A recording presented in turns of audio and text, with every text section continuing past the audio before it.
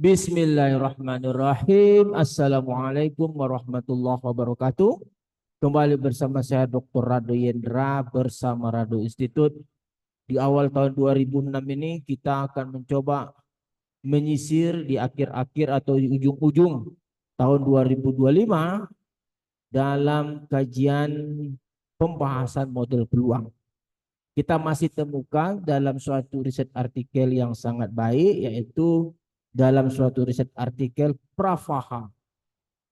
Prapaha merupakan riset artikel yang terbit di negara sepertinya negara Nepal kan sepertinya ya. Oke, dari riset artikel ini kita dapati suatu model peluang yang kita sebut dengan modified logistic Lombard distribution. Nah, ini ada lagi satu lagi model yang kita jumpai. Model peluang modified logistic Lombard distribution. Nah, seperti biasa, kajian-kajian model kita ini akan kita berikan coding pemrograman komputernya dalam software R yang kita letakkan di etalase toko coding digital dari Rado Institute. Itu dia di atas linknya. Anda cukup ketik link.id Rado Institute, lalu Anda akan cari saja cover yang ada seperti di sebelah. Nih, kita cari cover yang ini covernya dengan judul e-books coding R model peluang modified logistic Lombard distribution. Berisikan coding-coding yang kita bahas pada hari ini. Oke, kita coba fokus ke riset artikel yang akan kita jadikan sebagai rujukan kita pada kali ini. Kita coba riset artikel kita. Nah, dalam suatu riset artikel yang kita jumpai dalam suatu riset artikel Prafaha tahun 2025 yang berjudul Modified Logistic Lombard Distribution Model Properties Simulation and Application to Real Data Set. Oke, data set dari negara Nepal kayak ini ya. Nepal Commerce Campus Tribhuvan University. Nah, dalam riset artikel ini kita jumpai suatu model peluang yang disebut dengan modified logistik Lombard distribution dengan fungsi densitas peluang seperti persamaan 3 dan kumulatifnya seperti persamaan 2. Nah, Anda perlu juga perhatikan nanti di persamaan nomor 2 ini saya rasa ada kesilapan sedikit. Di sini ada 1 tambah B kali eksponen lambda X, ini ada pangkat 2 di sini, ada pangkat 2 di sini. Jadi ada pangkat 2 kurang 1 berpangkat alfa. Jadi setelah 1 tambah B kali beta kali eksponen lambda X itu ada pangkat 2. Oke, pangkat 2, saya rasa ini silap ya. Karena kita tahu dari survival itu persamaan 4 itu ada pangkat 2-nya. Nah, kita tahu survival itu kan 1 kurang kumulatif. Jadi 1 kurang kumulatif, angka 1 ini wajar kurang karena kita udah 1 kurang kumulatif. Tetapi yang di bawahnya sama. 1 tambah beta eksponen lambda X pangkat 2 itu harus sama. Dan kita uji pun dengan coding yang salah.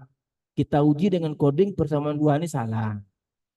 Jadi perlu ketelitian dalam memahami rumus. Jadi kita tes dengan coding yang benarnya ada pangkat 2. Juga secara logik jadi rumusnya juga hati-hati. Kalau tidak ada pangkat 2 nih, 1 di sini dikurang 1 di sini bisa habis. Tetapi kalau ada pangkat 2 dan jadi habis. Jadi yang benar adalah ada pangkat 2. Nah, dalam riset artikel ini, nah ini dia diberikan set data yang akan kita coba-coba. Nanti ada kita coba-coba set data, ini dia. Ada set data diberikan.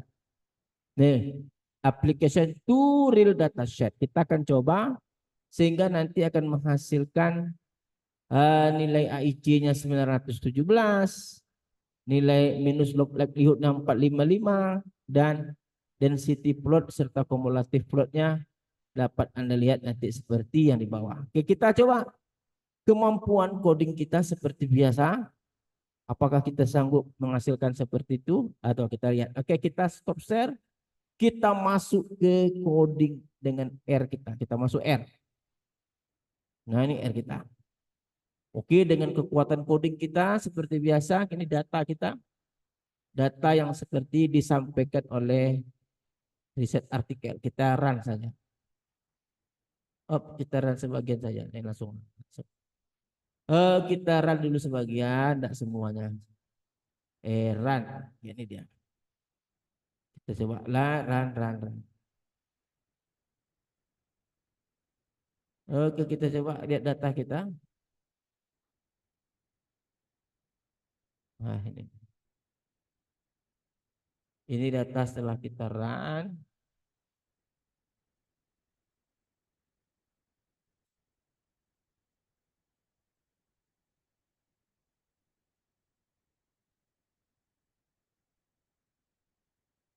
Oke, kita kembali stop share dulu. Kita stop share, kita panggil lagi R kita. Kita panggil R. Kita kembali ke define. Oke, ini dia. Lalu kita coba lihat konsolnya dulu. Sepertinya masih ada macet konsolnya. Ini konsolnya masih macet.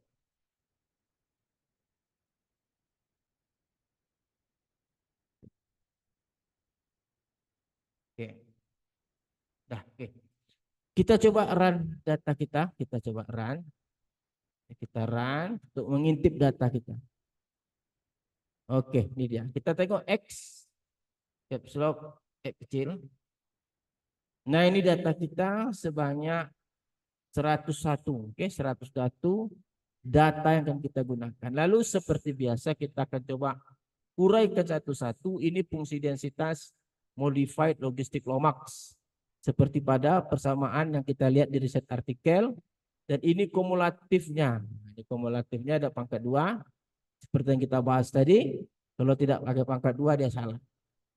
Dan ini adalah negatif log likelihood. Nah, log likelihoodnya itu ini. Ini sum log fx itu log likelihood. Fx ini fungsi densitas. Mana fungsi densitas ini tadi? Fungsi densitasnya fx. Kasih negatif biar cepat konvergen. Lalu kita gunakan optim untuk mengestimasi parameter yang dioptimkan tadi negatif log likelihood. Namanya tadi neg LL. Ini dia negatif log likelihood. Lalu kita dapatkan AIC. Oke, BIC, Kolmogorov-Smirnov, Anderson-Darling. Lalu kita lihat outputnya. Kita runkan saja semua dulu. Kita mau lihat output. Seperti apa output yang kita peroleh. Kita run. Coba run. Yes, nanti plot nanti. Run. Wah, itu dia bagus sekali. Mulus. Persis sama. Negatif log likelihood 455. Ini negatif log. Kalau mau hilangkan negatif, kasih tanda kode negatif log dik. Kalau negatif log dik, berarti dia negatif kali negatif positif. Oke, sama dengan set artikel. AIC-nya sama, BIC-nya sama. Ini Kolmogorov-Smirnov. Ini adalah Anderson-Darling. Anderson-Darling. Lalu kita coba parameter ini untuk menghasilkan density plot, yaitu memasangkan histogram dengan fungsi densitas. Fungsi densitas namanya tadi DML. Kalau kumulatif plot memasangkan empirical dengan numerical. Numerical tadi PML. Ini bukan tumor. Ini numerical kumulatif atau CDF. Kita runkan. Kita lihat hasilnya. Kita lihat. Yes, ini dia. Sangat sempurna sekali. Seperti biasa, Rado Institute kembali menghadirkan coding-coding yang sangat bermanfaat bagi mahasiswa maupun peneliti lainnya agar tetap bersemangat dalam menghasilkan karya-karya, terutama tahun 2026 ini akan penuh tantangan mungkin, terutama sekali bagi kawan-kawan kita yang ditempuh musibah. Mungkin mereka kekurangan bahan ajar, kekurangan segala macam fasilitas, waktu perkuliahan dan lain-lain. Sudah saatnya kita coba memikirkan satu sumber literasi yang dapat menghadapi kendala dari bencana alam ini. Kalau literasinya masih bersifat buku, kena banjir, habis. Tapi kalau masih dalam dunia maya, yang kita simpan dalam dunia maya, insya Allah dia tidak akan habis-habis. selagi masih ada internet di dunia ini, maka literasi dalam bersifat dunia maya akan tetap selalu kekal. Mudah diakses dan mudah dipahami jika disajikan dalam bentuk tayangan video yang berkualitas, tidak hanya cerita teori tapi dibarengi dengan aplikasi dan pembahasan soal-soal yang sangat baik. Salah satu tugas Radio Institute adalah menghasilkan hal-hal yang seperti ini. Kita jumpa lagi pada sesi berikutnya. Seperti biasa jangan lupa dapatkan coding-codingnya dalam toko digital kami. Oke, itu di atas. Assalamualaikum warahmatullahi wabarakatuh.